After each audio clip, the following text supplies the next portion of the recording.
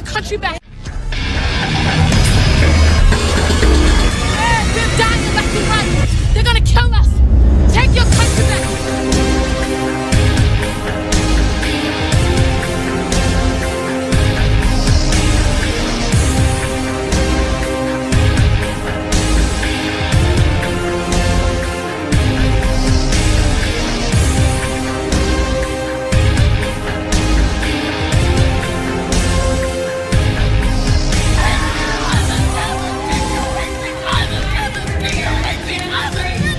You are fake news. Go ahead.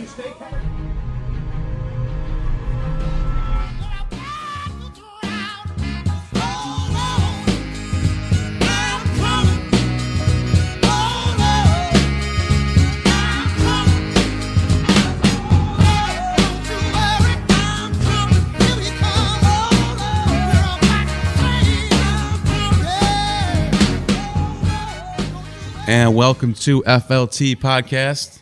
I'm your host, Neil. I'm here with Justin. They don't make music like that anymore. They really don't. No, it's a shame. I honestly don't listen to music anymore. If I'm in my car, I'm either listening to a podcast or I love hymns, but I mean, or the oldies music. Right. The modern music is honestly trash. That was Sam and Dave with Hold Up, I'm Coming. But back then, people like bands like that, like Bill Withers, people with real soul, people from the South, Southern Baptist soul music back then. They don't make it like that anymore. Now it's all about how they look, what kind of car they're driving, what kind of clothes they're wearing. Yeah, it's all about drugs, sex getting high, selling drugs, just and doing drugs. Complete garbage that's corrupting the country completely. Like I get it, it's entertainment, and a little bit of it's fine, a little bit of it's not a big deal. But when you base your entire that albums, whole industry, it's a shame. It's crazy. It really is. I mean, back then the music we just listened to, you could tell that he had the spirit of God behind him. Most music nowadays, spirit of Satan's behind it. Yeah, real soul music is where it's at. That's why I always go back to the 70s soul classics like that, like Bill Withers and Sam and Dave and Funkadelic and absolutely those types of good music. There's still good music out there. You just got to go out and find it. But that reminds me, speaking of soul and people with good heart, I got a quote of the day that I want to start off with, and it's by Louisa May Alcott. And the quote is, "I'm not afraid of storms, for I'm learning how to steer my ships." And it's a deep quote if you actually think about it, because in today's society with technology and the government and all these programs, and everybody wants the safe, easy, quick, harmless, painful route in life. Nobody wants to do anything hard. Nobody wants to actually earn anything. Nobody wants to actually have any feedback or blowback on what they're trying to do. It's always just they want the quickest, fastest, easiest, safest way to whatever goal they have. Yeah. And a result of going through hardships in life is you learn how to deal with those things. Absolutely. And that's what the quote meant. And that's exactly what she was talking about. And truly, nowadays, like you said, in today's society, everything's got to be easy. Everything's got to be safe. Everyone has to be protected. And that's not how the real world is. So These kids go out throughout school. Everything's easy. Everything's handed to them. Then they get tossed in the real world after college or, after high school. And then they have no idea. They're not prepared. They don't know how to live in the real world. That's why it seems like we're raising a new generation that's just a bunch of babies. It's a bunch of soft, whiny babies. Like if you look how you watch like shows like Shark Tank, and they go in there and you think they're going to offer this new like technology, or they want to make an app that I can click on this and I can sell a fashion clothes that I'm wearing. Like they're soft, whiny babies. Like you can just use that on Facebook. Well, think about the old generation, 18, they're toughened, they go out to war, they fight for our freedom. And now you look at 18-year-old kids today and they stub their toe and they're crying to their mommy. Right. So, let's get into, let's start off. We're doing the hero of the week now. Hero of the week is Jonathan Grainer of Alma, Georgia, 25-year-old who saved 10 children in a bus crash, and he passed away as a result. Yeah, that's a true hero. His heroic act, he passed away. It's just happened today, I think, or yesterday. Yeah. And but he saved 10 children, and that's a hero of the week. It's a travesty that he died himself, but he saved 10 children, and children are precious. Yeah. So that was over in Georgia, and once again, his name is Jonathan Grayer, and it's just a tragic tragic story. And then that leads us to our fail of the day, which is over in Maritua near Japan. A Japanese oil ship broken It in actually half. split in half. Split in half with 166 tons of oil. And it's just a huge mess. Yeah. So the cleanup effort is going to take forever, and they're not going to get all of it. That's our fail of the day. And Yeah. speaking of fails, though, Joe Biden is just fail after fail after fail. Let me get another. Every time this dude grabs on and gets on a mic, Every time he gets in camera, speaks, he's every just- time he speaks, you get a gaffe, you get a blunder, and that's why they're hiding him in the basement. They're using COVID. Oh, we can't have debates. Yep. We can't do this. We can't do that because of COVID. No, it's because his mental faculties are destroyed, and so they're going to keep him in his mom's basement. And the latest Joe Biden gaffe was he said, unlike African American community, the Spanish American community, the Latino community, or whatever he said, is very diverse, and they think very differently among themselves, and they're all very, very individualistic. Yes, and by the way, what you all know, but most people don't know, unlike the African American community, with notable exceptions, the Latino community is an incredibly diverse community with incredibly different attitudes about different things. It's like, wait a minute, did you just say African Americans are all the same? Yeah. And then everybody just ignores it. Of course, no one even cares. It's everything he it's just says, creepy Joe. they it's okay. cover up everything that he says. It's just creepy And- Joe. We know how he is. To get a little bit deeper into that, though, that actually shows you how he truly feels. And Candace Owens said it best. The Democrats are no longer going to care about the black community and the black vote because they're not reproducing like they used to. It's the Latino Hispanic ones that they care about now. And they just showed you right there in that quote that that's what they care about now. Yeah. So it's all about pandering for votes. Yeah. We got a lot we can to get into. I guess we could jump right to Kamala Harris because that's the biggest change. Yeah, most of you probably heard Biden picked her and tapped her as his VP, and news broke earlier this week, and so I do want to dive into her.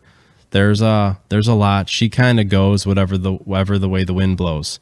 Back in the 94 crime bill with Joe Biden, when he was tough on crime, she was a DA and a prosecutor, and she was prosecuting the blacks and minorities to the full extent of the law. She was locking up low-level drug offenders for marijuana. And then she goes on The Breakfast Club and laughs about how she smoked pot in college and this and that. Well, wait, if you smoked weed yourself and, trying to be cool on The Breakfast Club, then why are you turning around and locking people up for low-level marijuana infractions? Also, she was not only prosecuting the full extent of law, keeping people in jail absolutely as long as they could, sometimes even longer past their sentence, so that they could have cheap labor for California, because prisoners get paid very, very little. So it's just, back then, when she started her career, it was tough on crime, 94 crime bill by Biden. And so she was all about that. And now she's supposedly, super progressive. So I want to show a clip of Kamala Harris real quick. Not be standing here were it not for the education I received. And I know many of us will say the same thing. And I believe a child going without an education is tantamount to a crime. So I decided I was going to start prosecuting parents for truancy. Well, this was a little controversial in San Francisco. And frankly, my staff went bananas. They were very concerned because we didn't know at the time whether I was going to have an opponent in my reelection race. But I said, look, I'm done. This is a serious issue, and I've got a little political capital, and I'm going to spend some of it. And this is what we did. We recognized that in that initiative, as a prosecutor and law enforcement, I have a huge stick. The school district has got a carrot. Let's work in tandem around our collective objective and goal, which is to get those kids in school. So, to that end, on my letterhead, now let me tell you something about my letterhead. When you're the DA of a major city in this country, usually the job comes with a badge. And there is often an artistic rendering of said badge on your stationery. So, I sent a letter out on my letterhead to every parent in the school district, outlining the connection that was statistically proven between elementary school truancy, high school dropouts, who will become a victim of crime, and who will become a perpetrator of crime. We sent it out to everyone. A friend of mine actually called me and he said, Kamala, my wife got the letter. She freaked out. She brought all the kids into the living room, held up the letter, said, if you don't go to school, Kamala's going to put you and me in jail. Yes. Brought all the kids into the living room, held up the letter, said, if you don't go to school, Kamala's going to put you and me in jail. Yes. So, I mean, just to see that, like this lady, she's laughing about making policy in San Francisco that arrests parents if their children don't go to school. Now we're talking about the era of police brutality, of defund the police, Black Lives Matter. Let's get rid of mass incarceration. Right? This is what the left wants. Yeah, and here we got Kamala Harris, not even that long ago, laughing about putting people away in jail because their children skip school. And now, because the mob mentality has shifted, she's completely shifted. So Like, it just shows you how fake she is. She's a hypocrite and she's super fake.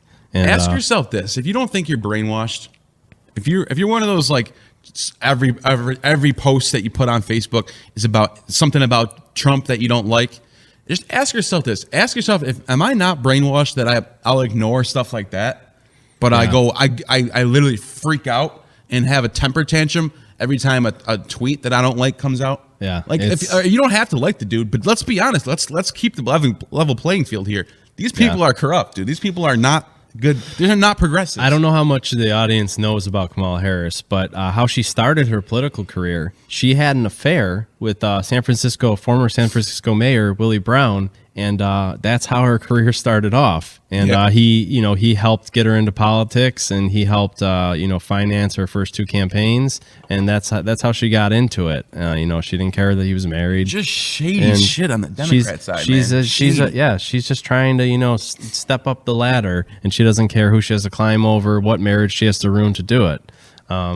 And so there's so much to really. It's like to Joe talk about Biden and Kamala Robert. Harris. It's like Joe Biden and Robert C. Byrd. Robert C. Byrd was in the KKK. That's not a conspiracy theory yet. He admitted. Yep. But yeah, I was in the KKK. I'm sorry. Yep. Like I'm not like that anymore. I just used to be like that. I used to be a complete racist. And Joe Biden's calling him his mentor. What a great man he is. Yeah. It's like, no matter what Biden does, no matter what Kamala Harris does, no matter what the Democrats do, everybody that supports them just literally covers that all up, doesn't want to think about that, doesn't want to burst their happy bubble. And it's just, if you're really a progressive, if you truly are progressive and you want America to change, good for you. But you know what? It's not going to happen through the Democratic Party. No, it's not. It's not. Unless you want socialism. It's actually better for you for Trump to win another 4 years, to destroy the Democrat Party, and you guys can start over and make your own party. Yeah. Another thing that bothers me, how come when Trump ran and all throughout his first 4 years, they constantly talked about whether he was mentally fit to be president and whether he had the mental faculties to lead the free world? And how come it's not okay now? They're saying that the people are attacking Biden. Why is it not okay to question Biden's mental faculties when that's all they've done with Trump for the past 4 years and even before that, as soon as he announced he was running for president? And so I just don't get that, especially when you see he's constantly... He loses where he doesn't know where he is. He says he's in the wrong state. He mistakes his sister and his wife. I mean, he says stuff like poor kids are just as bright and just as talented as white kids. You know the thing. We hold these truths to be self-evident. All men and women created by you know the thing. You know the thing. This is a Constitution He tries to quote that the everyone knows. Constitution. And if you're trying to be president, you should know that quote. That's so funny. You know the thing. Yeah, there's just gaffes upon gaffes, and you can tell that his mental faculties are shot. But everybody says that people are picking on him, and we can't question his mental faculties. But you did that to Trump the whole time, and Biden is 4 years older. And so it's that's a funny clip. Yeah, it is. So where do you want to get into next? I don't know. Trump said another campaign promise about he wants to abolish the payroll tax. Now, right away, the media took this and ran with it. If you cut the payroll tax, that means Medicare and Social Security are going to be gone. And everyone's like, oh my God. Ah. And it's like, okay, do you guys have a memory of a goldfish? Do you guys remember in 2016 and 2015 also when Donald Trump was running on these campaign promises of cutting taxes? And he did that in 2018. And before that, while he was running for president and while he was talking about cutting taxes, the media told you that if this tax cut goes through, you're going to lose your health insurance. People with pre-existing conditions are going to lose their health insurance. Medicare is going to be cut. We're all going to go be doomed, and everything's going to crash and burn. And guess what? That didn't happen. No. In fact, it was the opposite. People still had their Medicare. People still had their Medicaid. People still had their Social Security. And our economy was booming as a result of it within a year. When you cut taxes, it actually helps those socialist programs. It actually helps the economy because now people are making more money. People can put more money back into the economy. They can start businesses which thrive. If you tax people to death, businesses that could, be huge successes and bring in tons of tax dollars might never get off the ground. So this is how the media words it. They say, Donald Trump wants to abolish the payroll tax. And then they'll put in another sentence right next to it. The payroll tax is funded by Social Security, Medicare, the payroll tax funds the Social Security, Medicare. And it's like, okay, those two sentences are true. But they don't say that when you cut a tax or when you abolish a certain tax, you reallocate the funds from somewhere else. Yeah. Yeah. So just use your head when you read those headlines. Think to yourself, does this make sense? Would somebody do this and gain from it?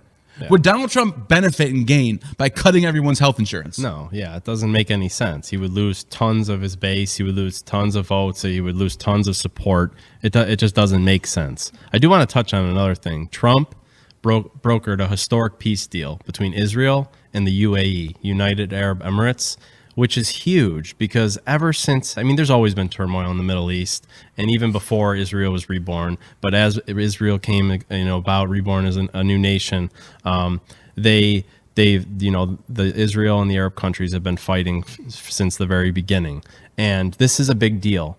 How many presidents, every single president that we've had has said, we're gonna solve the problem in the Middle East. We're gonna broker peace between Israel and the Arab countries. Trump finally does Obama, it. Clinton, Bush. They've all said it. Yeah. They've all said it. They've all failed. Trump got it done. In fact, Obama admitted, this is not even my own words. This is not like me making this up. You can look into this for yourself. Obama admitted and somewhat apologized, halfway apologized, for funding the rebels in Syria too much. That it led to the fall of the Islamic State into the hands of ISIS. He even takes responsibility for the formation of ISIS because they were putting a lot of money into that side of the war in Syria, to the rebel side. Now the rebels are in Syria are ISIS, which are almost gone now because of Donald Trump. Yeah, so this peace deal is huge because not only did it make peace between Israel and the United Arab Emirates, but now other Arab countries are already coming to the table. So we could have peace throughout the entire Middle East, and this was the first step. You know what's funny? We had to get one of the Arab countries and Israel to come to the table to agree, and it's true peace. Now, it wasn't, we'll give you some land, we'll give you this for peace. No, that's not true peace. That's just like extortion. Give us land, we'll make peace with you. No, this was peace for the sake of peace. And that's a true peace. And North Korea, too. That's a peace that can actually last. North Korea, we got a deal done with North Korea. North Korea's not pointing missiles at us anymore. Absolutely. It's just not happening. Yep. People say about how Trump is crazy, but honestly, you want to have a president that the rest of the world fears. Yeah. So North Korea, they think Trump's a little bit crazy. That's a good thing. That makes him unpredictable. Can you imagine Bernie Sanders going in for peace talks? Well, just like when Obama was president for 8 years, everybody did what they wanted. Nobody was scared of him. They didn't fear him. Yeah, he was charismatic. Yeah, he looked like a nice guy. He looked too nice, obviously, because the rest of the countries didn't respect us for those 8 years. Yeah, he was more driven by globalist foreign policy than American policy. Absolutely. And what's funny though is that Obama gets a Nobel Peace Prize in his first year while he's in office, 2008. He didn't do anything. He just got in office and he gets a Nobel Peace Prize. So then the following years after he wins a Nobel Peace Prize, he he conducts multiple raids in Syria and Afghanistan and drone strikes that innocent people died from. I mean, and this isn't a conspiracy theory. You can look into this yourself. Innocent people died from many, many drone strikes that were put in place by Obama. And he won a Nobel Peace Prize before that even happened. So it almost makes you wonder, the Nobel Academy or whoever these people are over in the Nordic area, they don't. Who cares about their peace prize? Yeah, people are like, Donald Trump needs to get a Nobel Peace Prize. No, he doesn't. Well, you know what's Nobel Peace Prize worthy is what we just talked about. The historic deal he brokered. Yeah, but he won't win because everybody hates him. Guess who else won a Nobel Peace Prize? Adolf Hitler. So who cares? Nobel Peace Prizes are biased. They're by a group of people who have a globalist mentality. And any type of award, I don't care about those. Award like that is political. When you give a Nobel Peace Prize to someone who just got in office, hasn't done anything yet, and it's not like you lose credibility. It's not like he had a lengthy political career before that like he could have done something back then to win the Nobel Peace Prize. He was a first-time senator. Yeah, and then he became president. Yeah, he came out of nowhere. But you know what? We got to get into this. Cannon Blake Hinance, he was executed by a murderer. I don't even want to say his name. I don't even know who this guy is. I don't know. He might have mental health issues, who knows? The fact of the matter is, when this happened, how old was this kid? 6 years old. He was he's very young. I think 7 years old, something like that. Regardless, a child gets killed point blank range by a person holding a gun. Yeah. And the local media talks about it a little bit. It didn't even get touched by the mainstream media. Yeah. And so the people in the city where this happened are like, why did nobody even care about this child?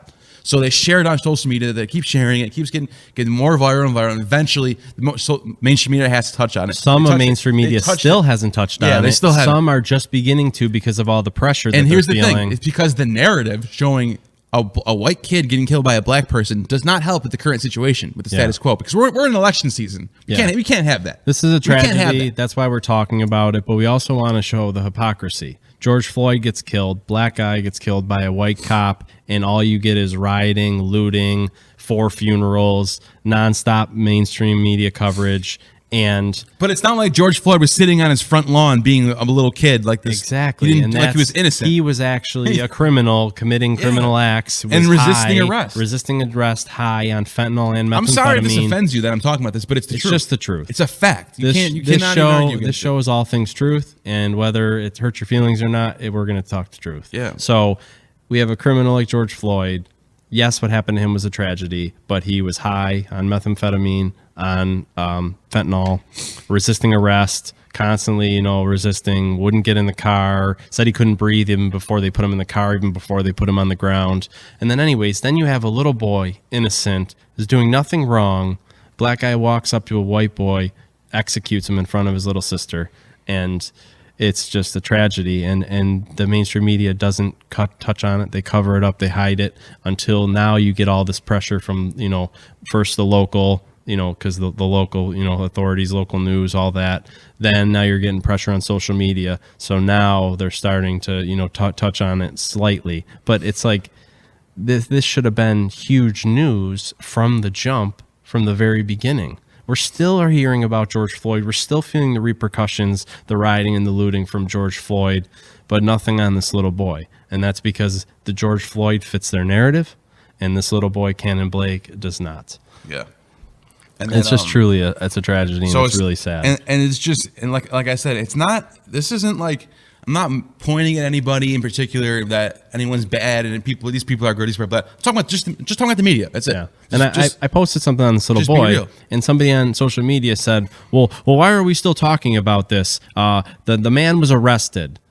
Okay, Derek Chauvin was arrested as well. Yeah, and right they're away. Still rioting and looting. Yeah, he was arrested within 3 days. Yeah, and so they're still rioting, they're still looting, they're still doing all that. Yeah. So that doesn't fly. Just because you can't say that. Just because this black man who executed Cannon was arrested doesn't mean we shouldn't talk about it. Because George Floyd's, Derek Chauvin was arrested immediately. Speaking of riots and the media lying, the Black Lives Matter in Seattle are going through gentrified neighborhoods and telling white people that they need to give up their houses. Yeah, to pay reparations. We live in an insane country. You know what it is? You know what it is? It goes back to our quote of the day. And we live in a society that everything's so easy. Everyone's so coddled. Everyone's so spoiled. We're like little brats. As Americans, we truly are. Everybody, so our spoiled. lowest class, all the way up to the highest class. Yeah, even people on welfare in America are the ones still in the 1% of the world. Like even you have it even way better than our most third world countries. Even all of them. our poorest still have flat screen TVs. Still have food in their. Be honest, still have a roof to be over honest, their head. I'm poor. I'm not rich. But you don't see me out there complaining about how bad I have it. Because I make my own choices in life. If you live in America, you are spoiled. Whether you are lower class, middle class, or wealthy, we are all spoiled. Me included, you included, all of us. We should be. We have it the best in the entire world. We should thank God. We should thank God every morning that we were born here and that we live here. Even if you immigrated here, you should thank God that that he put it in place for you to come here. Right. And why do you think so many immigrants want to move here? Yeah. Because it's such a bad racist place. Everybody wants. I want to go to the racist place because I just want to go there. No, they want to come here because they know how good it is here. Yeah, well, I don't understand. Colin Kaepernick. I don't blame him. I don't blame him. Everybody should want to come here. I didn't even plan on talking about Colin Kaepernick. I just want to say one thing. We should get Colin Kaepernick. He didn't want to. He said that, I can't be here for the 4th of July because this is an oppressive country and this and that. Okay, so I think he went to Africa where they still have slavery. Yeah. So where there was apartheid laws, a country that was one of the first. The whole world had slavery. Yeah, we were one of the first ones. We fought a brutal, bloody war to end slavery. And so you don't want to stay here for the 4th of July for Independence Day. So you go to a country that still has slavery. Worse to me. It's worse for a country that sells slaves than a country that buys slaves. Yeah, I mean, I honestly, you can't argue against that. It's all terrible. And, everybody that plays a part in that is awful. Oh, of course. But we abolished slavery how many years ago? And Colin Kaepernick goes to and a country apartheid just ended when? Still has it. When did apartheid end? In the 90s? But regardless, Africa still has slaves till this day. Yeah. So it just doesn't make much sense to me. There's an underground slave trade in Libya. I do want to touch on reparations. They don't make any sense because, okay, nobody today that's alive owned a slave. Nobody today alive was a slave. Now, if you want to go and blame somebody for their ancestors, that doesn't make any sense. Do you know that 95% of the white people in America right now are not descended from the Englishmen that lived here during the slave era? Because we're a country of immigrants. Italian, Polish, German. We're a country they all of came here. immigrants. They all came here in the 1900s. Yeah, you can't. So mostly all what are you going to do? immigrants, Who are you going to give reparations from? And who are you going to give them to? How do you know someone wasn't Jamaican, didn't come here after slavery? Yeah. And so that's like going How do you after. know someone's half and half white and half black? If they get reparations, It's like going after a Japanese American for Pearl Harbor.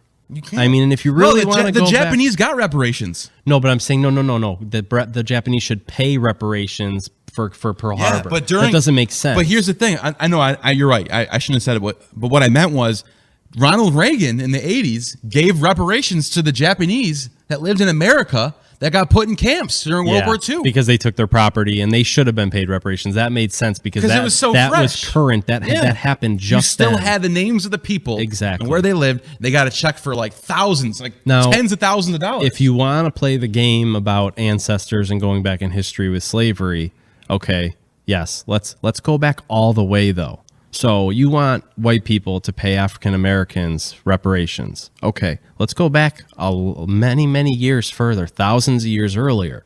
You want to go back to one of the first slave owners. You had the Egyptians, who are African Americans. Egypt is in Africa. They enslaved the Jews. They're not even the first slave owners either. They enslaved the Jews. They were slaves since the beginning of the days. No, I know. There've always been slavery. But let's just go back there. If that's the case, then all of you African Americans asking for reparations from the white man, you should be paying that money you get to the Jews.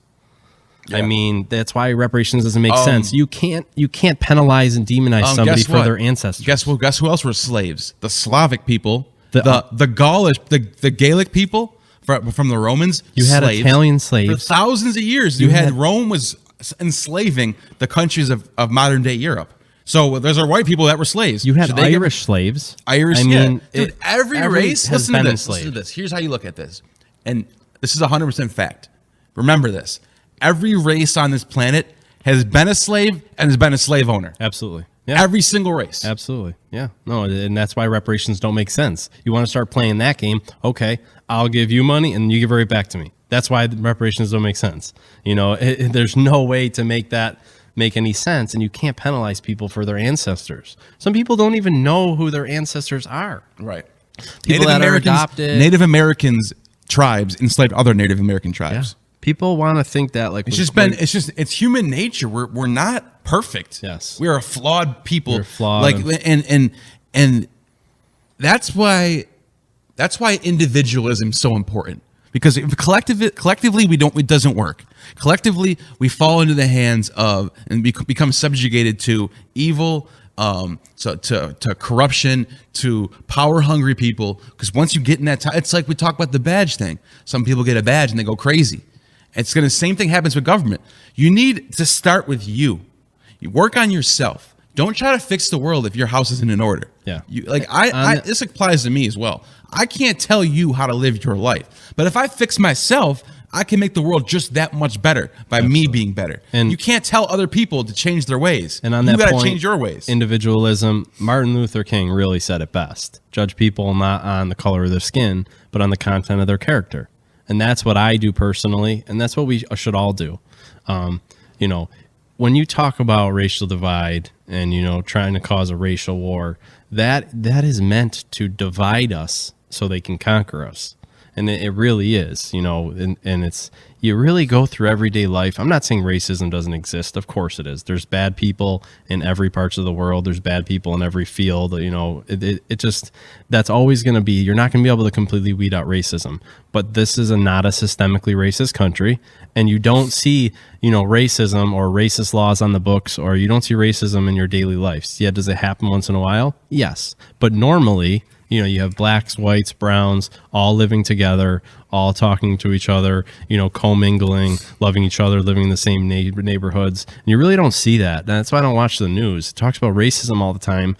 But, you know, I come across black people, Hispanic people, brown people, natives, you know, everybody. And I never have a problem, you know, mingling and dealing with those people, you know, every single day at my job. I don't ever have an issue. And it's like, well, where is this racism? I'm not saying it doesn't exist. Of course it exists, but that's such a minute part of our country and part of the world.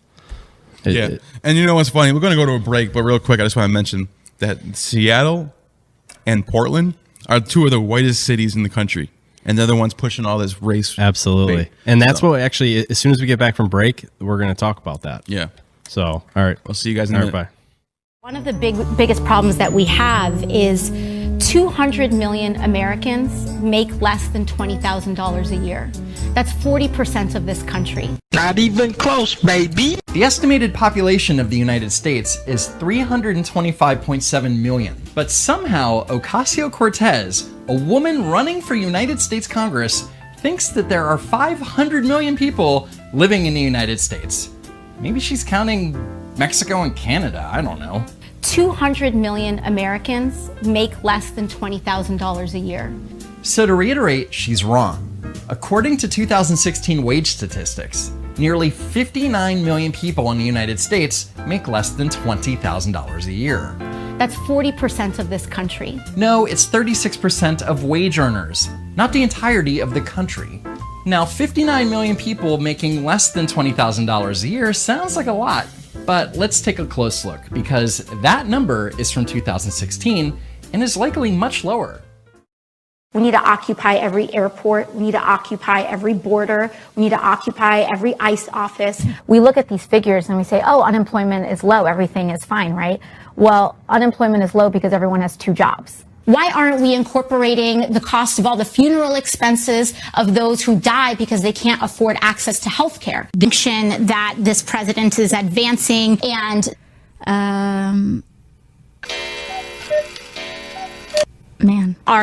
we can't get mortgage we cannot get their So many things out that are impeachable of this president. I support impeaching this president.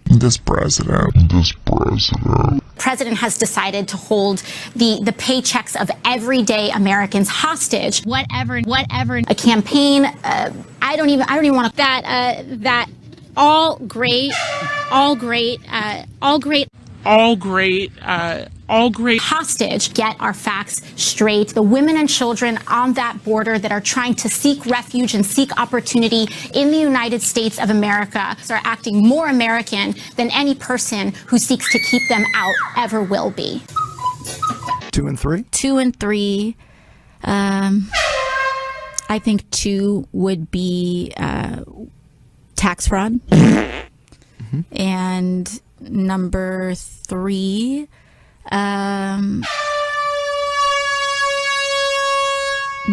I mean, there's just so much rhetoric. If we are not on the same page of changing the systems and the values and how we're going to adapt as a party for the future, and 2 out of... Where did you get your politics? Why do you have the politics you have? You know, I come from... racist and violent rhetoric. Since I'm Puerto Rican, I'm 500th generation, you know, but to...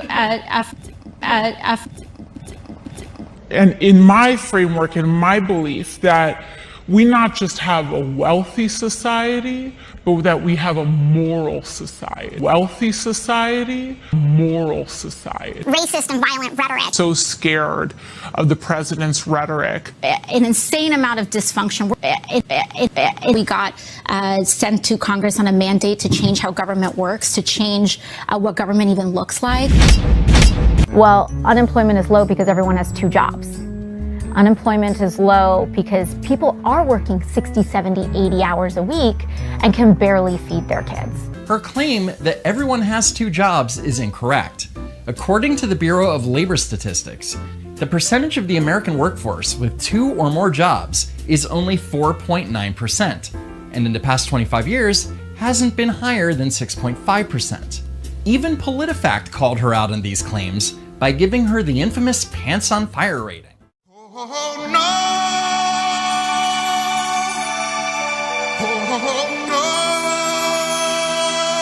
Comes from China.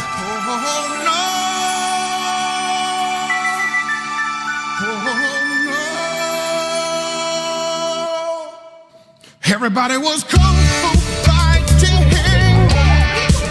That shit spread fast as lightning. In fact, it was a little bit frightening as the numbers kept on climbing. Those funky Chinamen from funky Chinatown, they staged to cover up. They tried to play it down. When diseases get their start, from the swine flu to the SARS, tried to call it just a slip, but I blame the flatbed strip. Everybody was kung fu fighting. That shit spread fast as lightning. In fact, it was a little bit frightening as the numbers kept on climbing. There was Liu Wenliang trying to get the whistle blown. He said, "Here comes the virus," and now he's gone home. They forced a quarantine to contain COVID-19. It was probably too late to stop the spread of Chinese. Everybody was kung fu fighting. That shit spread fast as lightning. In fact, I feel my temperature rising, and I think my chest is tightening. Oh, no. Say the term again. Kung Fu. It comes from China.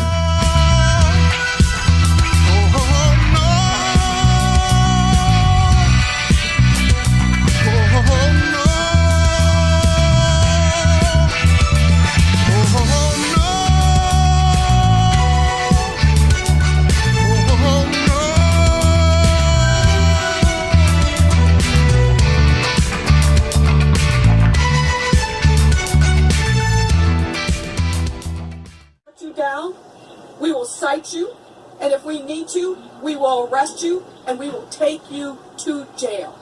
Period. We actually do have an ideological frame. We are trained Marxists. Black Lives Matter is not just concerned with what happens in policing. Quote, We dismantle the patriarchal practice. We disrupt the Western prescribed nuclear family structure requirement. This isn't a march. This isn't a rally.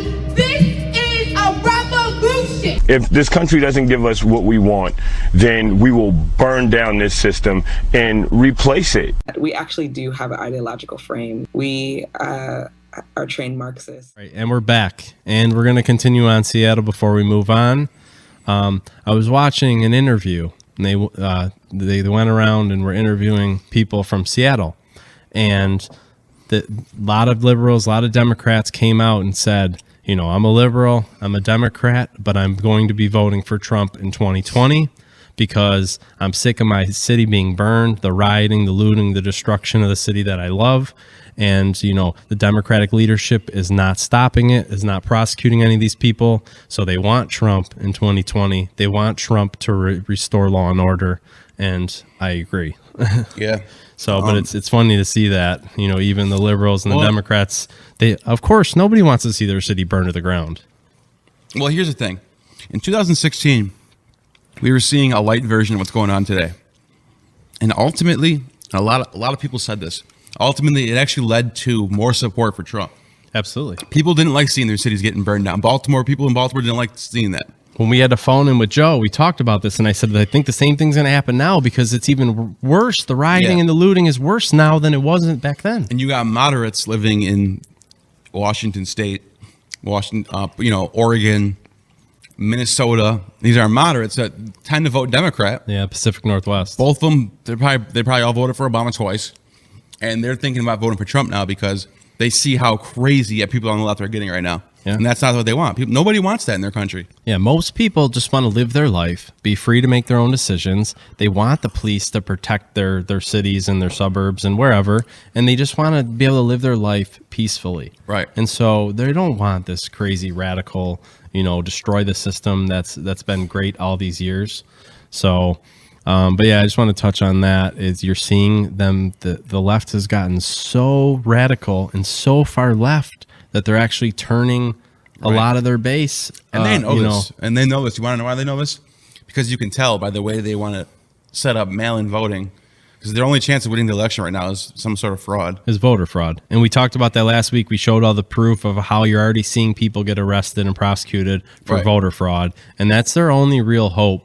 And that's why they're still pushing this mail-in voting. So I've seen this article getting passed around saying Trump admits that he's stopping mail-in voting because he knows it helps Democrats. Well, first of all, it's a little bit of a twist of a title, but second of all, it's sort of true.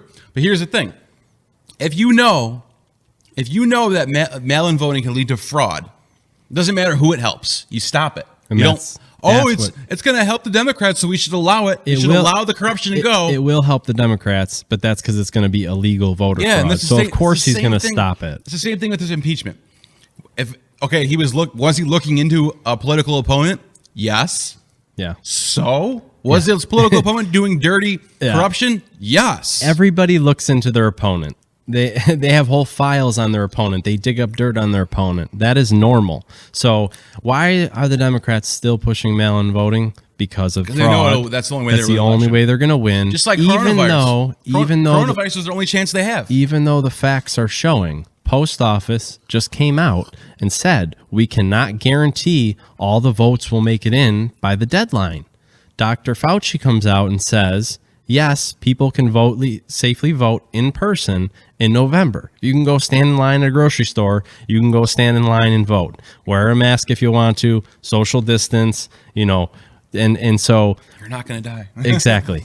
The post office is even telling you. Why would you want to risk? If Fauci's telling you you can go safely vote in person, the post office is telling you the same way you go to Walmart.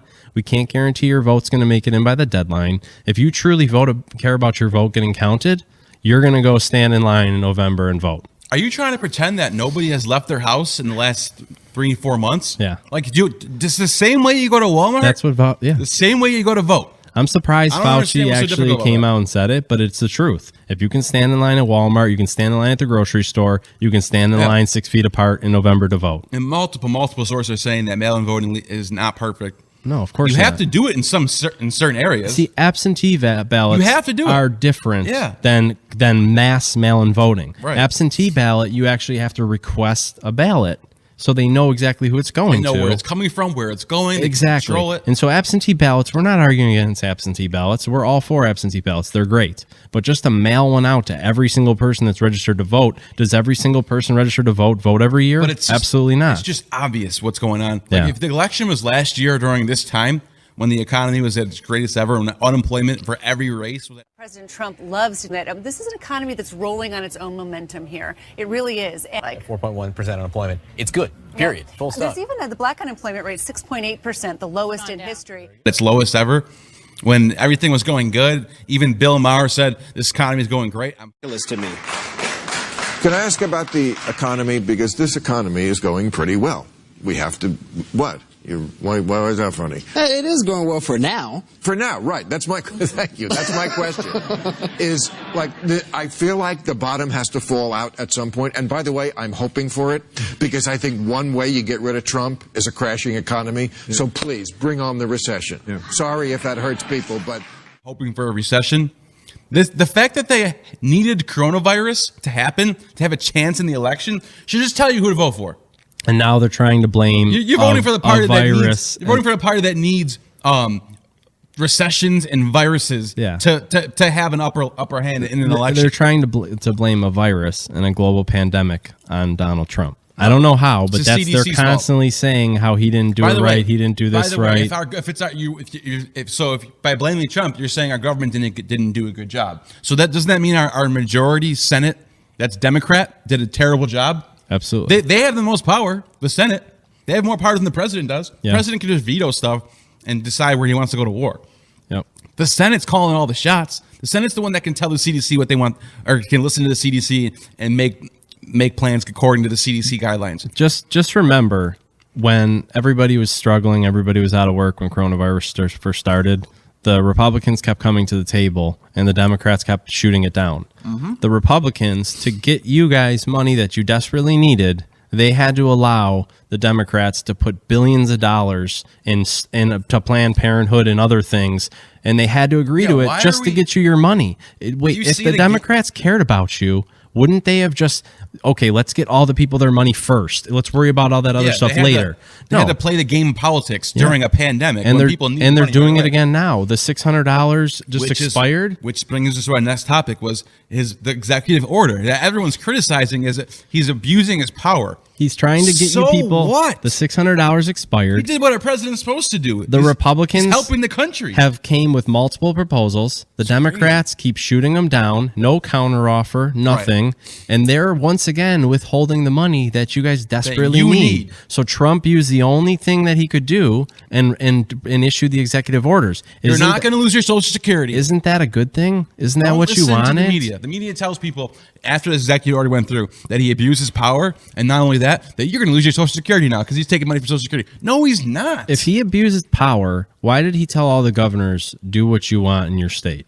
Yeah. He's not trying to be Big Brother and tell the whole country what they have to do. He's leaving it in the state's hands. And that's how the system was set up. Why was he the one that stopped traveling to the United States when this broke out? And Nancy Pelosi was like, no, go and live your life. Go out in Chinatown and have fun. Everyone join us.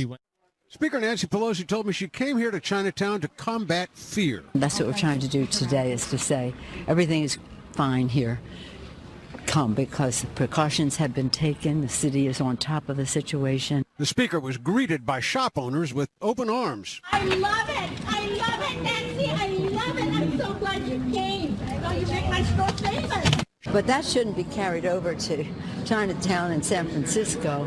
I hope that it's not that, but all I can say is I'm here. We feel safe and sound, so many of us coming here. Went to Chinatown with a group of people and was pandering. Oh, he just shut down the border to China because he's a xenophobe. No, he shut down. But you listen to the media. China. You listen to the media that tells you that Trump is the one that screwed everything up. China is the one. The virus came from Wuhan. That's pretty clear, and they lied about it. China virus. They tried to cover it up. The WHO tried to cover it up. That's not racist, by the way. I can say that it came from China. It's that China virus. I don't care. No, it's true. I'm not bound to those rules. It's not. Yeah, it's not xenophobic and it's not racist if that's where it came from. The virus came from China. It's the Chinese virus. You guys live within an ideology that tells you that doing vibrations with your mouth is wrong. Saying certain things are wrong. You can say whatever you want. Free speech is free speech. If it offends you, it offends you. Like you say whatever you want. Yeah. If it offends you, maybe there's a reason why. Free speech is free speech. You can say whatever you'd like. Yeah. And now they're trying to censor free speech and eliminate free speech by trying to say things they don't like or does hate that mean speech. Does that mean assault is okay? No, I'm not talking about assaulting people. No, that's not speech. Or slandering people. No, right. That's I mean, it's unbelievable. They're trying China to, virus. If I want to say China virus, you can't call something you don't like. If it bothers you, don't watch me. Don't call something hate speech. If it bothers you, don't watch me. Try and eliminate it. That's just you being a tyrant and just trying to trample on somebody's free speech. By the way, if China virus is racist, Ebola is really racist because Ebola is a river in Africa, the Ebola River. That's where Ebola broke out. That's where the outbreak was. And Obama called it Ebola, so I guess Obama's a racist. Yeah, everybody calls it Ebola. That's its name. Yeah. Spanish flu. I guess that's racist too. Yeah. So it's just another big news was we knew that for the Democrats to get the FISA warrant to tap Trump's campaign and listen in on him, we knew that they had to lie and falsify information. And sure enough, FBI attorney Kevin Kleinsmith is pleading guilty to falsifying information to receive the FISA warrant. Yeah, and I'm talking about the multiple people that went to jail for this case that turned out, nope, they were innocent. Yeah, so people are going to jail for a false dossier that was drawn up by this Christopher Steele guy. And now this guy's admitting that it was fake. And he's arrested now for it. But where's the media about this? Where's Snopes.com? Snopes, where are you at? Where are you fact checking? Where's your entire page dedicated to fact checking the Russiagate? Everybody still, all the leftist liberals out there still think that Russia is meddling in our election. Yeah, Russiagate was completely based off of a fake dossier. You know what they're saying now though? Now they're trying to ignore the whole dossier thing because they know it's not real. So now they're saying that Russia still meddled in our election because Russian news decided that they liked Trump and they wanted to be against Hillary Clinton. So if that's meddling, then that means all the global corporate news that are anti-Trump are meddling in our election too. That means here's the thing: when Hillary, she had how many for her campaign, the financing? How much money did she get from the Middle Eastern countries? Al Jazeera News. Al Jazeera News is located in Qatar. Completely anti-Trump, completely pro-Democrat. You got the Young Turks, who are American, I guess. They get all their money from the Middle East. They get funded from the Middle East. But the Middle East funded George Soros funds all. campaign. That's what I'm trying to explain to you. Yeah. George Soros funds a bunch of media programs like Media Matters and David Brock, and he even funded Snopes too. And that's not meddling. So if you're going to sit there and say meddling in our election is a pro-Trump article from a different country, then you need to look back in the mirror and say there's some major meddling going on for the Democrats right now. If that's meddling, then Hillary Clinton's whole campaign was meddled with. Biden's right now. Because half of her money came from the Middle East. Biden's completely meddled right now. Yeah. It's just, let's call what it is. And if something is something, then you can't apply it to Trump, but not to Clinton. Russia Today wants to put out Biden. If Russia Today wants to put out an article saying that Donald Trump did a good thing and Joe Biden is an idiot, they have the right to do that. And if someone in America watches it, then so what? That's not Russia. That's not election meddling. It's not. No, not because if that's election meddling, then all the corporate news you get shut down right away. BBC, Al Jazeera, you name it, anything. Call all the UN funded garbage needs to get canceled because that's election meddling. You know what I mean? Yeah. It's completely crazy. We live in a world that actually has that big of a double standard. I want to live in a free world, and Joe Biden now comes out and says, I'm going to make a law and I'm going to mandate that you have to wear a mask. Even though science doesn't back any of that up, all the rest of the world, the European health officials all across the world have come out and said masks don't work.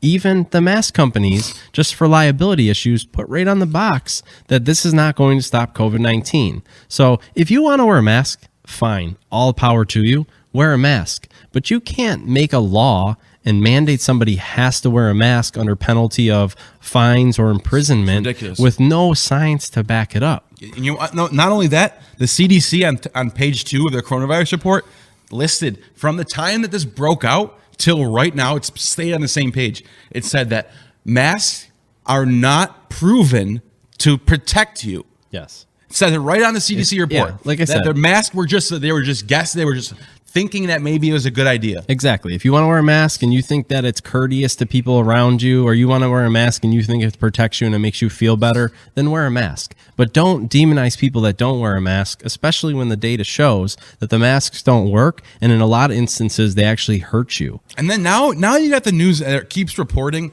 about this 200,000 deaths, 200,000 deaths, 200,000 deaths. First of all, they're not talking about that. Those are just people who had coronavirus that also died. That's a completely dishonest report. Yeah, the people that died just of coronavirus, maybe under 10,000. My guess. I don't know. Yeah, I mean, I don't know. I can't say that. We're never going to get the real statistics. That's what I'm saying. Nobody knows. They're so inflated. All we know is that people with cancer that get coronavirus that are dying, you had cancer. So you don't know. This is here. People, okay, so hold on real quick. People who have cancer that get the flu die all the time, but they don't get marked as a flu death. They get marked as cancer death. Exactly. Why is it different for coronavirus? Because it got politicized. Now, they're not telling you how many people died of COVID. No one knows that number. No, we're never going to get a real number because the way that they're marking them, we just talked about, is completely falsity. Here, I'm going to give you an actual. I don't know what the numbers would be. They would be significantly less if they were being honest and really reporting it the way it should be. But I'm going to give you my experience. My friend Tom, who just recently passed away, he had stage 4 esophageal. He fought it for 3 years. He finally died. They marked him as a COVID death. Did he die of COVID? Absolutely not. They only gave him a couple months to live. He lived almost 3 years. And of course, they mark him a COVID death. Yep. Why do they mark it a COVID death? They want that number to be higher so they can scare people and fearmonger. Right. They also want, the reason they mark it COVID death is because the hospitals are struggling now because all the elective procedures got shut down, and they get a 20% grant boost from the federal government if it's a COVID. And if they put him on a ventilator, it's an additional $39,000. What happened with Tom? His wife visited him from 4 to 6. She had to leave after that because of the COVID rules at Roswell. She left middle of the night. They called him. They said his oxygen levels got low. They had to put him on a ventilator, and then he passed. Most likely he was slipping away, finally losing his battle with cancer, and they threw him on a ventilator and marked him COVID to get the $39,000 and to get the additional 20%. And you can't blame them because these hospitals, if they don't make money, they're going to close. They have to do it, yeah. So I don't blame the hospitals, and the government knew that when they put those incentives in place. All I'm asking is fine. If that's the system we need to get through this, fine. But don't sit there on the news all day and flash 200,000 people are dying. Yeah. Trump's fault. Well, and now that the deaths are tapering off crazy. And the virus if you still believe that right now, just I don't know what to tell you. God bless. Now that the virus, God bless you. This is what's happening now. The virus, as it replicates, it loses its potency. And if you look at the science and you talk to any doctor, they'll tell you that. So what's happening now is all they talked about is deaths. Now that the deaths are few and far between and we're not seeing a lot of deaths, now they switch to counting how many total cases. Right. Total cases is a good thing. The more cases we have, the people that survive the virus, now they're immune. That's how we're going to get to herd immunity. And that's what's really going to save us. A vaccine's not going to save us, especially an untested vaccine. Herd immunity, all your healthy people catching it, beating the virus, being immune, that's going to protect your grandma. That's going to protect the elderly. That's going to have to protect the people that have secondary health issues. That's how you protect them. And you know what? This is what I was going to say before. I forgot to say this. 40 to 47%, depending on which source you go to. There's multiple sources that I can show you. Are saying that 40 to 47% of the COVID deaths are people in nursing homes. Yeah. Now that is an interesting because we have 2 governors that I know of, maybe more, both Democrat. One of them is our governor in New York, Andrew Cuomo, who decided to not separate the people who had COVID from the people who didn't have COVID and let them stay in nursing homes where it's spread. And we could have saved thousands of deaths. Just to jump in real quick, I don't know if you guys know this, but the New York State Assembly and the New York State Senate, they are overwhelmingly Democrat. Andrew Cuomo called them in 9 o'clock at night, said, because of this pandemic, I need to be able to act quickly. Give me absolute power. The Democrats gave it to him. He wrote 262 new laws or changes to laws, one of those being nursing homes have to take patients from the hospitals. And the worst part about it was... Why? Nobody knows why. But the worst part about it was the way he wrote the law, they couldn't even know who coming in had COVID and who didn't. At least let them know so that when they can isolate them and quarantine them and protect the rest of the people. Now, so those 20,000 elderly deaths in the nursing homes, that blood is on Andrew Cuomo's hands. That's what I was going to say. Now, if somebody can tell me a good reason why Andrew Cuomo would plan that out like that, I'll listen. But for now, it looks sketch. He's either an idiot and he just, the blood is on his hands, or he wanted to inflate the numbers and he wanted to kill off the elderly, which is mostly Trump Republican. It's I don't know. That's I'm not the truth. saying I'm not saying that's what happened, but until somebody gives me a reasonable explanation, it's one of the two. A reasonable explanation of why Andrew Cuomo would allow COVID patients, when the average death of COVID, by the way, the average death of COVID is higher than the average death. The average death of being around 72 years old, the average COVID death is around almost near 80 years old. Yeah. So why would you allow people where the death rate is the highest to get together and spread? Yeah, so why would you? Until somebody can explain to me why that happened, I'm always going to look at that sketchy to me. He's either an idiot or he's evil. I mean, it's one of the two. And either way, it's it's not his good. fault. Yeah. The blood's on his hands. He made the order. And it just, what baffles me, like I said before, it doesn't make sense. Why couldn't they at least know who was COVID, who wasn't? Okay, you're forcing them to take them, so they can't refuse them. So just let them know who's positive and who's not, so they can isolate them. They could set up half of the nursing home for the positive patients to quarantine them, and then keep the rest healthy. Yeah. It's just he screwed that up, and he really blundered that. I don't know why the media is not talking about that. No, they're making it seem like he's the media is literally making it seem like he has done the best job out of all the governors. And then like the Florida governor and like Texas governor, and like they did a terrible job. When really, if you look at it, New York has, I think it's almost 4 times as many deaths as Florida. Maybe Florida spiked recently, but you still look at the overall numbers, it's crazy. Right. And so it's, part of it's probably because his brother is as a reporter for CNN. And he's a moron too. Yeah, he's also a moron. Remember when Chris Cuomo was telling people that to beat COVID you need to stretch your muscles? All right, so here's what I've learned. Here's the secret to kicking this virus. It's not a pill or a potion. It's about your will and devotion. He says, put your arms over your head. I go like this. I'm like, oh, God. It's like, no, it doesn't feel that good. The chest gets you. It makes you small. It's really what defines this COVID. And the COVID is banking on you doing nothing, your indolence, as the doctors call it. It wants us passive on our backs. It wants us to do nothing. The answer has to be to do everything. I lie on my side. I lie on my stomach. I'm up. I'm doing my breathing. I know I've got that stuff in my lungs. He says, put your arms over your head. I go like this. I'm like, oh, God. It's like, no, it doesn't feel that good. Yeah. And these are people that are giving us information on a day-to-day basis. People like Rachel Maddow. Rachel Maddow said that Russia had a button in the Kremlin that they can press at any time and kill us all. One of the funniest She said that. One of the funniest things that Chris Cuomo to me has ever said is he said, "Where does it say that protests have to be peaceful?"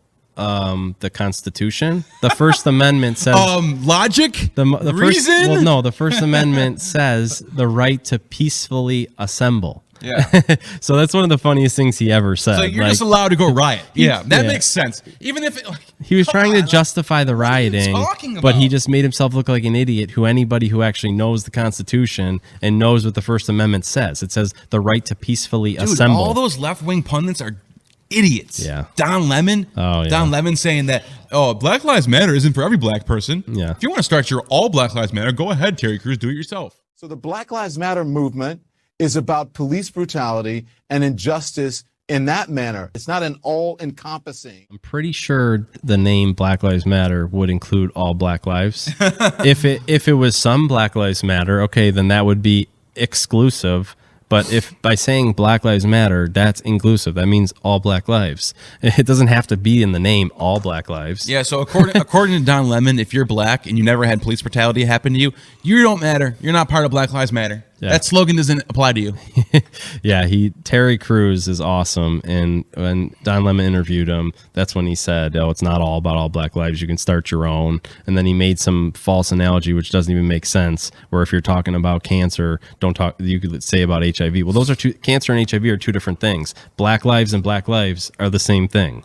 So, yeah, people just need to start questioning what they hear from the news from all sides. You question Fox News, question CNN, question MSNBC, question us, the things we tell you. Everything I say, look into it. Exactly. And then if I'm wrong, we show it to me. we usually show the proof, and we in the description we'll put the videos or what we're talking about. But still, look into it. Dig into it. It is not a good thing. Forget what President said. It trust but verify. Yeah. I mean that's what you should really live by. Don't just believe anything blindly that somebody tells you. That's why I've come to the conclusion that if right now in August 2020, if you're still thinking about voting for Democrat, you're not paying attention. You're not checking and verifying. No. You're just not. What you're doing is you're being lazy. You're staying connected to the news. Probably you probably hear a lot of news articles that are telling you how bad Trump is, but you're not checking. There's no way. There's not a single possible way that you're looking into these matters. I posted something on my Facebook. I think it was yesterday. Because I know far left Bernie Sanders supporters that are saying the same things I'm saying. Yeah. Because they look into these things. I posted something yesterday, and it said that the 2020 election is no longer Republican versus Democrat. It's freedom and liberty versus tyranny. Yeah. And it's true. I mean, Biden wants to make you wear a mask and they put you in jail if you don't. Biden wants to tell the states what to do, and he wants to, meddle and have control. And Donald Trump wants the states to run themselves, and he wants to only step in if he absolutely has to. Yeah, it's like AOC saying, I'm the boss now. I'm trying and you're not. So until you do it, I'm the boss. How about that? Like, no, you don't. When you become a senator, you don't become the boss. No, you become a representative of the people. Exactly. People are the boss These here. Politicians, you're not the boss. They need to remember that they work for the people. Yeah. And they don't realize that. They think that she got it totally twisted. They truly do. They believe that were voted in as a king, and all of a sudden they're up on a pedestal. Well, that's what they tell everybody what to do. That's what the left is. They're the globalist party. They're the party of foreign policy that wants. They want to have power. That's it. They want to care take about away America. your freedom. They don't care about this country. Nope. They want a one world government. They want globalism, and it's so clear. 20 years ago, if you talked about globalism and a one world government, they said you were a crazy conspiracy theorist. Now, if you can't see the proof in front of your eyes, you're not paying attention. Yeah, no, I have friends that are Democrat voters that say, "Yeah, I'm a globalist." Yeah, like, okay, at least you admit it. Yeah, at least you're honest. Yeah, at least they really do in their hearts want a one world peaceful utopia. Well, they sell the one world government as unity, but really it's not. It's going to be global oppression. Well, that's what I'm saying. Like, if that's your ideology, admit it. Yeah. Go with it then, and let's talk about that. At least. But don't try to hide and say you're a moderate. You care about America. You're patriotic. At least you're not be patriotic. Honest. Yeah, at least be honest about it. Yeah, don't lie about it. If you're a globalist and you're a communist, say that you're a Marxist, communist, globalist. So, I know we're gonna end it up, but I know you did want to talk about Cardi B's. Yeah, the new single that she put out is just awful. Literally, it's like I play the video and I can smell feces coming out of the computer. Right on that thing, the cuz behind me, the way that I spit, and I heat trying to send the top, make it drop. That's some wet and gushy, not get it. That's how bad it was. It's just terrible. She doesn't even look good either. No, dude, this is awful. Like this is the hottest song out right now. Yeah, this is the new Beatles. This is the new. Even if you like the Elvis, song, this is it. Cardi B. Even if the pinnacle of music right now is Cardi B. Even if you like the song though, the video is awful. I mean, the song she's is awful. Half naked. The song is trash. You hear the lyrics, dude? She's talking about we're wet. I don't like the song. I don't like ass. Yeah, no, I know. I don't like the song, but even if you do, the video is just awful. I mean, it just. Dude, and what I bring this up because I like music, I like movies, and look, I'll admit. Even like, okay, you ever seen the show Umbrella Academy? It's one of the hottest shows. I love that show. It's a good show. Now I know I can see all the Hollywood symbolism and all the brainwashing and the look at the evil patriarchal father that's trying to split up the two lesbian couple, and she's trapped in the 60s and she's fighting against the racists and the KKK. Every single person in the 60s was a KKK member. It's like, come on. But I'm able to look past all that garbage, and that's a really good show. Yeah. It's really, I couldn't stop watching it. Great show. Now, I'll that's Did you watch season 2? I watched the entire season 2. Okay. I loved it just came out. And I'm about here's to the- start and it, so the I've point only I'm- seen season The point 1. I'm making about this, I love the show is great, the acting is great, the writing is great, everything's great. I'm able to look past the political stuff, right? When something is good, but when something is just awful, like with Cardi B, I'm going to tell you it's awful. I'm not like that's the one thing about this podcast is I'm not going to go out of my way to try to paint a picture that's not real. Yeah. So if I like something, like I love Tulsi Gabbard, Democrat Tulsi Gabbard. I love her.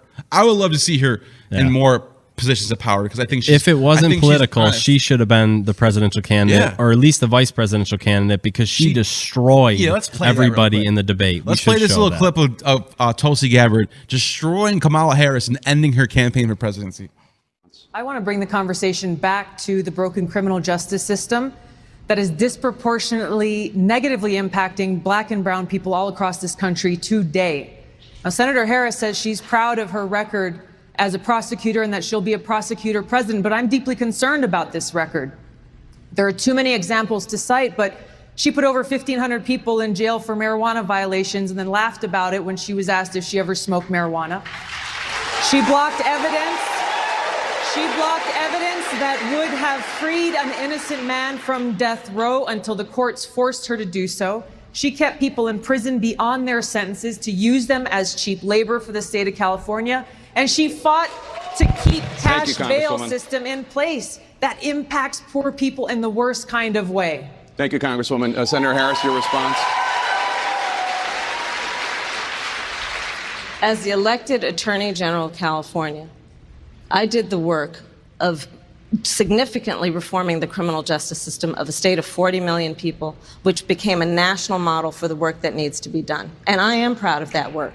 And I am proud of making a decision to not just give fancy speeches or be in a legislative body and give speeches on the floor, but actually doing the work of being in the position to use the power that I had to reform a system that is badly in need of reform. That is why we created initiatives that were about reentering former offenders and getting them counseling. It is why, and because I know that criminal justice system is so broken, that I am an advocate for what we need to do to not only decriminalize, but legalize marijuana in the United States. I want to bring Congresswoman Gabbard back in. Your response, The bottom line is, Senator Harris, when you are in a position to make a difference and an impact in these people's lives, you did not. And worse yet, in the case of those who were on death row, innocent people, you actually blocked evidence from being revealed that would have freed them until you were forced to do so. There is no excuse for that. And the people who suffered under your reign as prosecutor, you owe them an apology.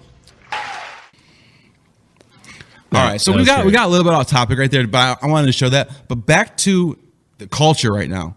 I'll admit when culture is good, it's good. Even if it's politically lined up, not with I don't care. I can look past it. If it's good, it's good. Umbrella Academy is a great show. Phenomenal show. I hope it does great. Cardi B, though, is just awful. Yeah. Let's be honest. Like, this is not good stuff. This is what people like now, This is what our daughters are listening to and getting inspired by. Yeah. Our daughters are going to listen to Cardi B and think that it's because if she wins #1 album or something like that, or hits the Billboard, then okay, that means it's good. That means people like it. That means that this is the right thing to do. Everything that's normal. That's #1. That'll get me far in this world. This is what hip hop and rap is today. It's all about sex. It's all about drugs. It's about selling drugs, doing drugs, and people have been so desensitized to it. They don't even, realize how vulgar. KRS One said it the how best. vulgar this stuff is now. KRS One said that in modern hip hop, there is no more real men. Of course, there's people like me in the United States. Black men that are fighting for freedom every day. Every day. We never let up, ever. It is in my blood. I will always stand for the cause of black liberation, no doubt. But I stand for truth also. I stand for humanity first. There's two types of people in the world. Black men and black boys. Black boys is who you see on mainstream television. I want the girl, the big house, I'm driving the car. That's little boy stuff. And any man will let you know. Any man knows that. Any adult knows that. Now, I'm not saying that when you're on TV, you can't aspire for the good things in life. No doubt. But a man, a real man, he gets on the TV and first, he looks for his kids. Let me make sure my kids ate today. Are they clean today? Did they learn something today? Are they protected today? Before I can even talk to you, is my kids good? It's a man. Is my woman good? Is she empowered? Does she feel like she can breathe? Is she expressing herself? Does she feel love? What's my woman doing? Most of the rappers you see on TV, they have no woman in their life. They have little girls who are only interested in little boys. That's where hip hop comes from. That. And that's what we're missing. Because now everyone regards hip hop as mainstream and MTV, and that's little boy stuff. Even the executives that work at MTV are little boys and little girls. All of them. No. There's no more real men in modern hip hop. It's all just, I don't even know what to call it. But you're teaching people to do the wrong thing, and that's what that's why the prisons are packed. That's why there's gangs in the street. That's why I hate to sound like Bill O'Reilly, because I get when it's entertainment, it's entertainment.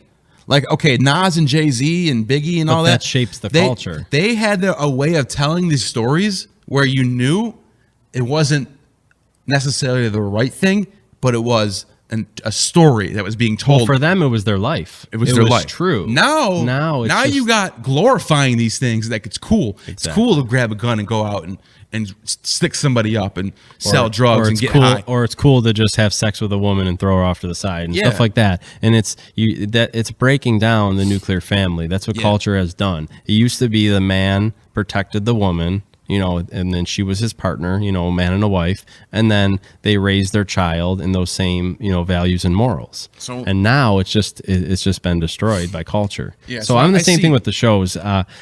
Every show now, if you can't look past the politicizing, then you're not going to be able to watch any current shows because they throw that in there. But I'm the same way. I can look past it if it's a good show. Yeah.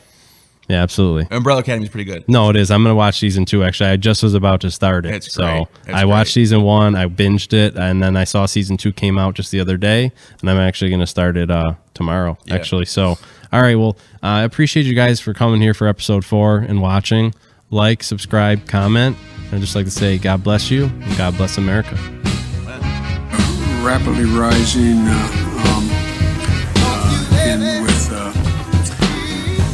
I don't know. Why doesn't he just act like the president? That's a stupid way to say it. Donald Trump was asked us. Sorry. Go ahead. No, probably best I don't know what I was going to say. Tomorrow's Superstar Tuesday, and I want to thank you all. I'll tell you what, I'm rushing ahead on it. I would eliminate the capital gains tax. I would raise the capital gains tax. We choose unity over division. We choose science over fiction. We choose truth over facts. I commuted every single solitary day to Wilmington, Delaware, over 500 miles a day. 250 miles a day. All right, Chuck. Thank you very much. All right. It's Chris, but anyway. I just did Chris. No, I just did Chuck. I tell you what, man, these are back to back. Anyway, I just can't figure the guy. It's like watching a yo-yo. I shouldn't have said it that way. It's like watching. It feels that way. I want to ask. I'm coming directly to you for ask a quick favor. And I tell you what, I'm so darn proud. And those poor people who have lost. Anyway, back I've been here a number of times. Last time was I think all the way back in 2014. But I've been here before that. I love this place. Look, what's not to like about Vermont in terms of the beauty? What a neat town. If elected, you would turn 82 at the end of your first term. You'd be the oldest president in American history. Are you willing to commit American history? No. Yes. We should make sure that we have no one going to jail for a drug offense. They go directly mandatory prison. I would say for immediately moving toward, we're in fact in a position now that if in fact we dealt with mitigation across the board, just what we did in the last administration and before, leading to a standard that we provide efficiency for appliances.